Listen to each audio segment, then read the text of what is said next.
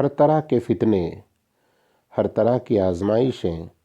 ان سے بچنے کے لیے اللہ کے نبی صلی اللہ علیہ وسلم نے بڑی پیاری دعا سکھائی ہے۔ سنن ترمذی اور دیگر کتب حدیث میں یہ دعا موجود ہے۔ شیخ البانی رحمہ اللہ نے اس کو صحیح کہا ہے۔ ذرا آئیے اس کے معنی مفہوم پر غور کرتے ہیں۔ آج ہم میں سے بہت سے لوگ دعائیں بہت کچھ پڑھتے ہوں گے، لیکن غور کرنے کی کئی ساری باتیں ہیں جن سے ہم بڑی غفلت میں رہتے ہیں۔ ایک اہم بات تو یہ ہے کہ مصیبتوں سے نجات پانے کے لیے، فتنوں سے نجات پانے کے لیے صرف زبانی طور پر دعاؤں کا کر لینا کافی نہیں ہے،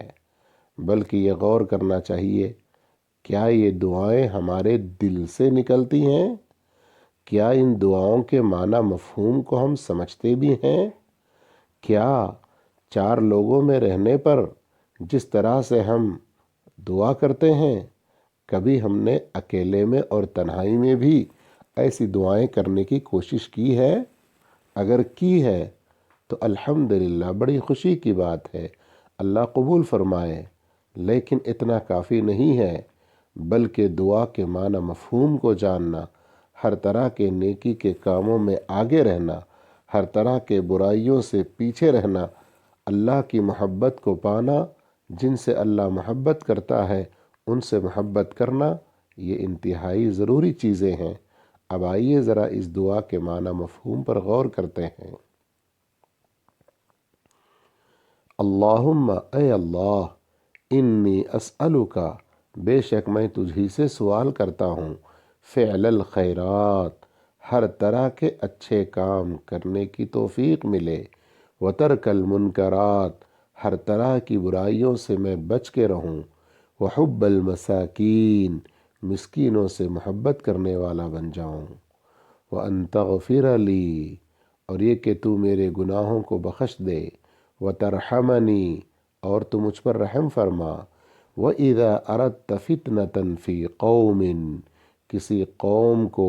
فتنے میں ڈالنا چاہے، فَتَوَفَّنِي غَيْرَ مَفْتُونٍ، تو مجھے فتنے میں پڑنے سے پہلے ہی وفات دے دے، وَأَسْأَلُكَ حُبَّكَ، میں تجھی سے سوال کرتا ہوں تیری محبت کا، وَحُبَّ مَن يُحِبُّكَ، اور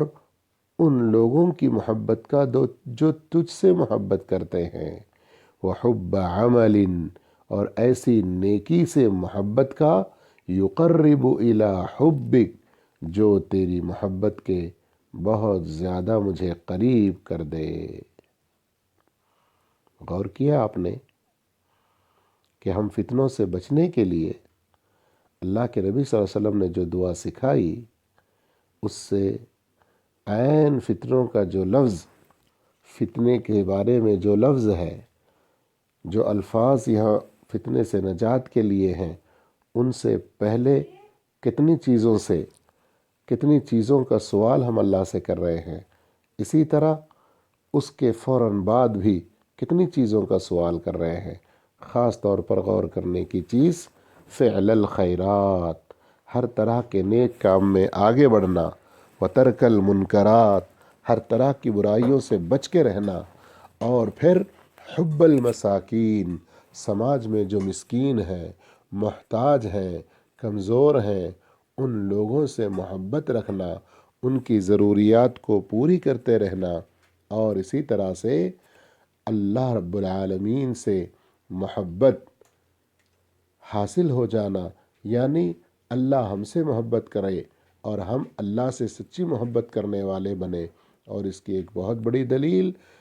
اللہ سے جتنے محبت کرنے والے لوگ ہیں